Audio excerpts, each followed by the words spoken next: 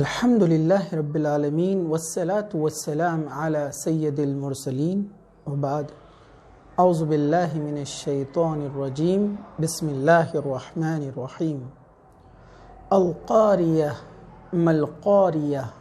وما أدراك ما القارية يوم يكون الناس كالفراش المبثوث وتكون الجبال كالعهن المنفوش فأما من ثقلت موازينه فهو في عيشة راضية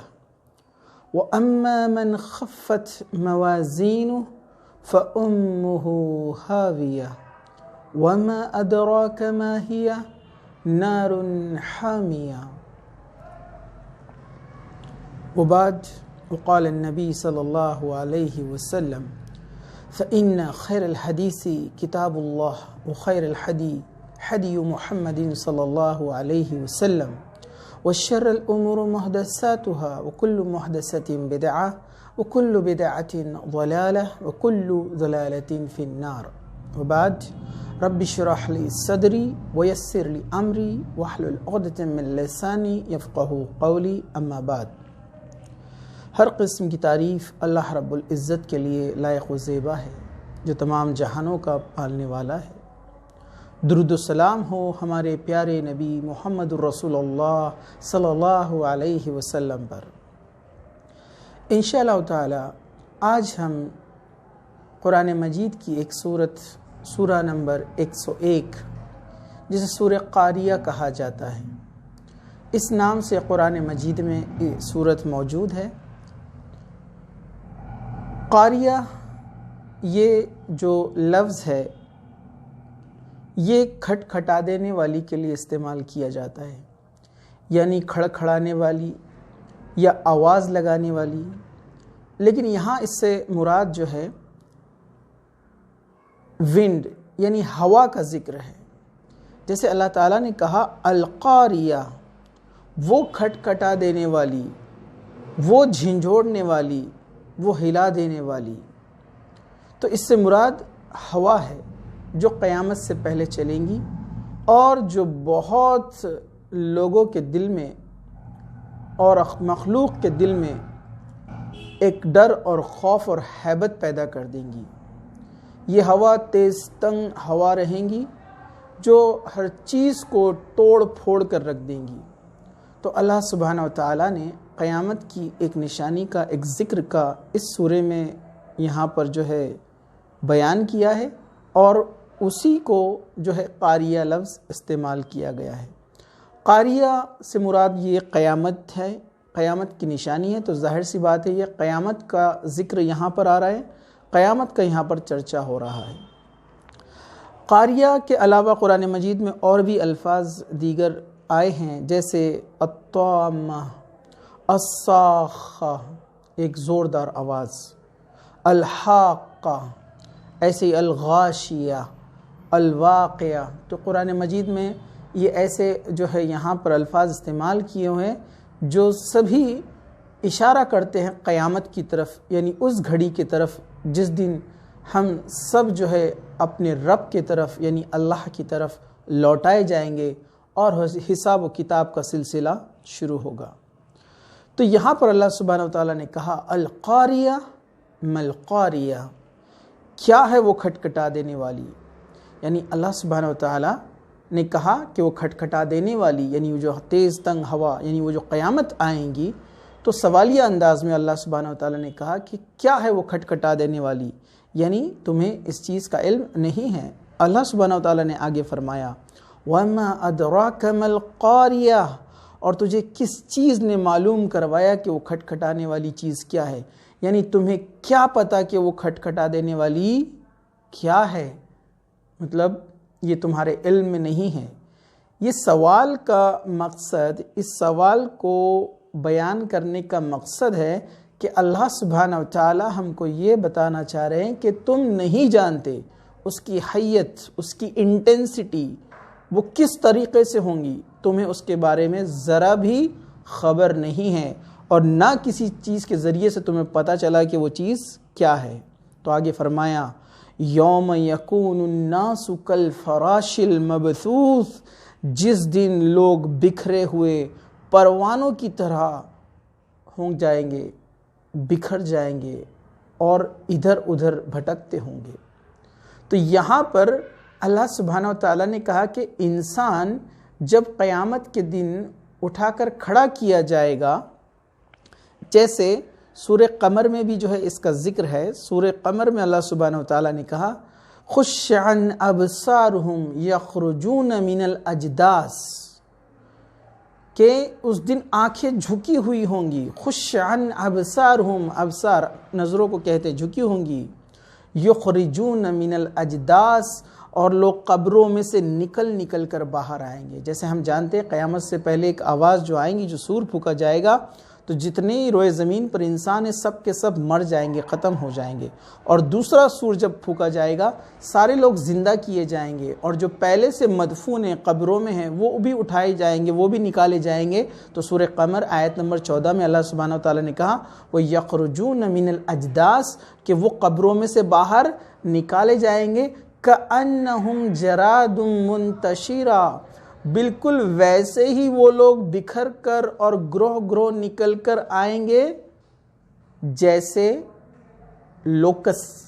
لوکسٹ آپ کو پتہ ہے، یعنی ٹڈیاں جن کو کہتے ہیں، جو چھوٹے گراس ہوپرس ہوتے ہیں۔ تو آپ نے دیکھا ہوگا یا آپ نے کہیں نیوز یا ٹی وی وغیرہ میں دیکھا ہوگا، ان کے جھنڈ جب نکلتے ہیں لوکسٹ کے یعنی گراس ہوپرز کے، یہ ایک جگہ سے دوسری جگہ جب ٹریول کرتے ہیں تو یہ بستیاں کی بستیاں، کھیت کے کھیت اجاڑ دیتے ہیں، اور یہ اتنی تعداد میں ہوتے ہیں کہ یہ بلینز میں ہوتے ہیں، لاکھوں کروڑوں میں ایک ساتھ نکلتے ہیں، اور ان میں سے کسی کا بھی ڈائریکشن سمجھ میں نہیں آتا ہے کہ کدھر جا رہے ہیں، ادھر ادھر یہ جو ہے بکھرے ہوئے ہوتے ہیں۔ تو قیامت کی بھی جو ہے معاملہ ویسے ہی ہونے والا ہے، چونکہ ابھی ہم نے قیامت دیکھی نہیں۔ تو اللہ سبحانہ و تعالیٰ نے جراد منتشرہ کا مثال دے کر یہاں پر بتایا کہ جس طرح تم دیکھتے ہو کہ ٹڈیاں جھنڈ کے جھنڈ جو ایک ساتھ نکلتے ہیں، اسی طرح انسان قیامت کے دن،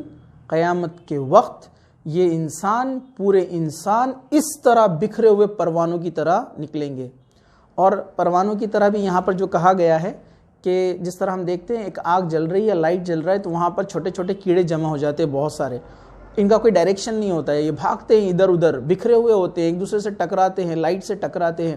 تو کہا کہ یہ بکھرے ہوئے پروانوں کی طرح ہوں گے، اور سورہ قمر میں کہا جراد منتشرہ، یہ ٹڈیوں کی طرح، لوکس کی طرح ایک جھنڈ کے جھنڈ میں نکلیں گے، اور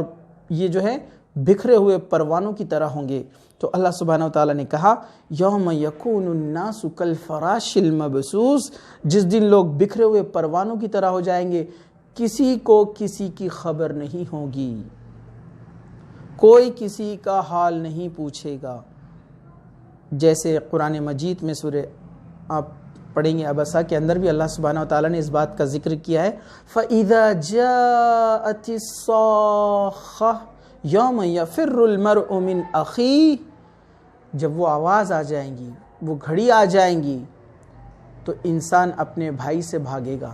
وہ امہ وہ ابی، ماں باپ بھاگیں گے، اور ماں باپ سے یہ بھاگیں گے، ماں باپ بھی بھاگیں گے، وہ صاحبتہ وہ بنی، بیوی اور بچے یہ بھی اس سے دور بھاگیں گے۔ مطلب کوئی کسی کو دیکھے گا نہیں، پوچھے گا نہیں، پرسان حال نہیں ہوگا، کیونکہ گھڑی اتنی سخت رہیں گی کہ پہاڑ اڑ رہے ہیں، ہر طرف آگ ہے، اور لوگوں کو پتہ نہیں ہے کہ کیا معاملہ ہونے والا ہے، لیکن قریب سب جان لیں گے یہ وہی گھڑی ہے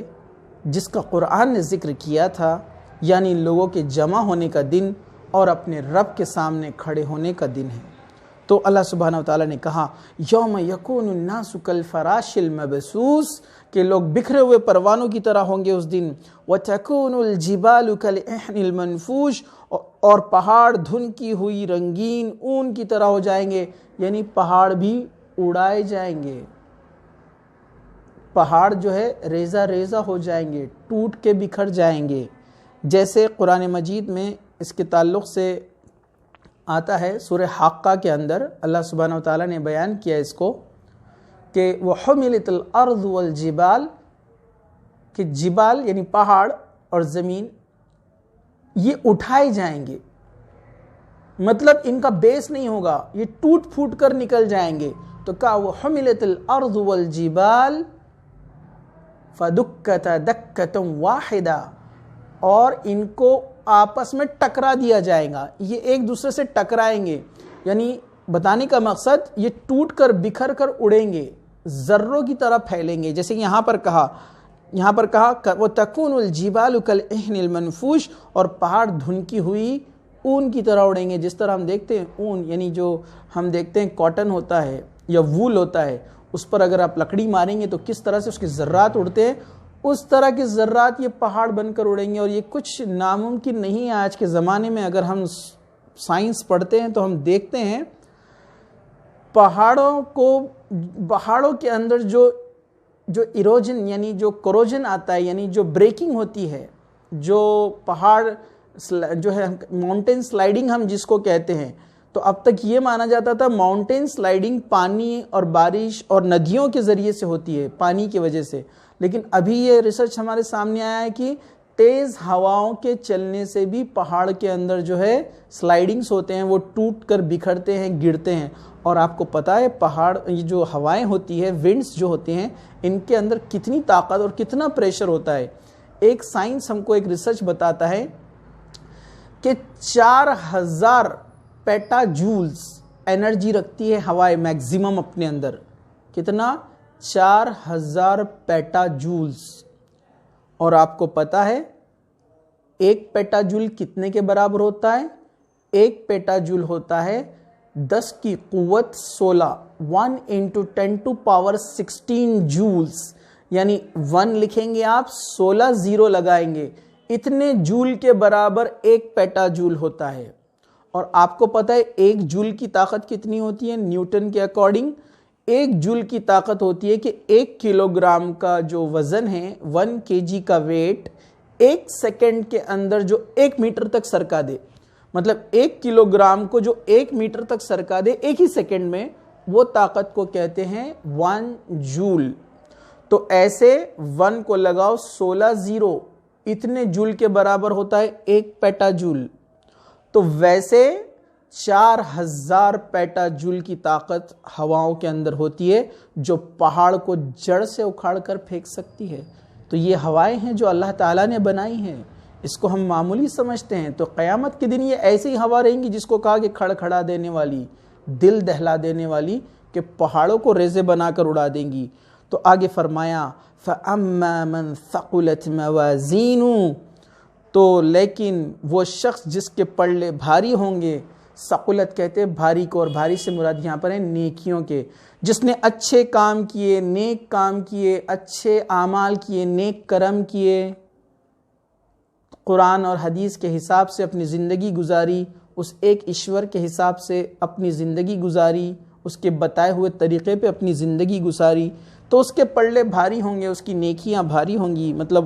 یہاں پر موازینہ کہتے ہیں وزن، یعنی جو میجرمنٹ اس کا کیا جائے گا، ترازو جو رہے گا وہاں پر، یہ ترازو کس طرح کا رہے گا ہم نہیں جانتے، الیکٹرانک بیلنس، سادہ ترازو کیسا، ہم اس کو امیجن نہیں کر سکتے۔ یہ اللہ تعالیٰ کا بنایا ہوا ترازو رہے گا، اس میں نیکیوں کو ناپا جائے گا۔ تو جس کی نیکیاں بھاری ہوں گی تو کہا فَهُوَ فِي عِيشَةٍ رَاضِيَةٍ، تو وہ خوشی کی زندگی میں ہوگا، یعنی وہ جنت میں داخل کیا جائے گا۔ وَأَمَّا مَنْ خَفَّتْ مَوَازِينُهُ، خفت کہتے ہیں ہلکے کو، جس کے اعمال کا پلڑا ہلکا ہوگا، جس کے وزن نیکیوں کے کم ہوں گے، تو کہا فَأُمُّهُ حَاوِيَةٌ، تو اس کی ماں حاویہ ہے۔ کہتے ہیں ماں کو، اور حاویہ یہ جہنم کا ایک حصہ ہے جس میں تیز آگ ہوگی اور اس میں لوگوں کو ڈالا جائے گا۔ تو یہاں ایسے کیوں کہا کہ اس کی ماں یعنی حاویہ ہے؟ تو کہا جس طرح مثال ہے کہ جس طرح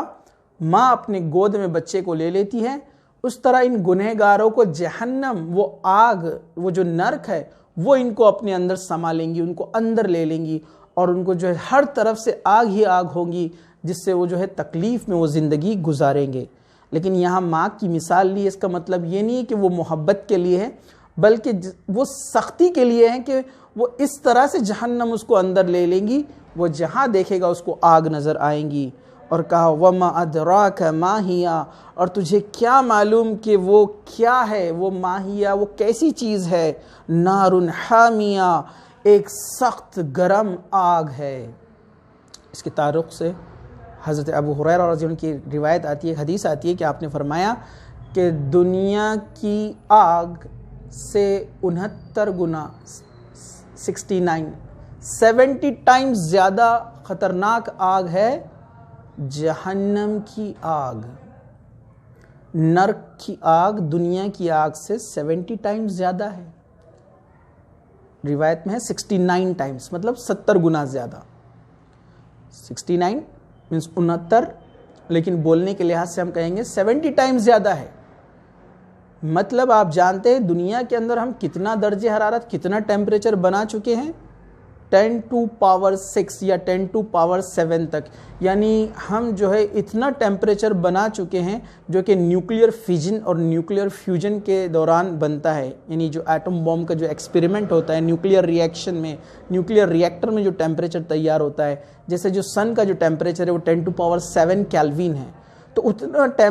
ٹیمپریچر انسان بنانے میں کامیاب ہو گیا ہے، اتنی حرارت وہ پیدا کر سکتا ہے۔ تو اب اندازہ لگائیے کہ وہاں پر کیا حال ہوگا، اس آگ کا کیا معاملہ ہوگا، کیسی اس کی انٹینسٹی، کیسی اس کی حیت اور نوعیت ہوں گی، ذرا ہم اس بارے میں سوچ بھی نہیں سکتے۔ ہم دنیا کی آگ کا موازنہ نہیں کر سکتے ہیں کہ ہم دیکھتے ہیں کہ 2000-3000 فارنہائٹ پر جو ہے ہڈیاں اور پتھر پگھلنے لگتے ہیں، تو اس آگ کا کیا معاملہ ہوگا۔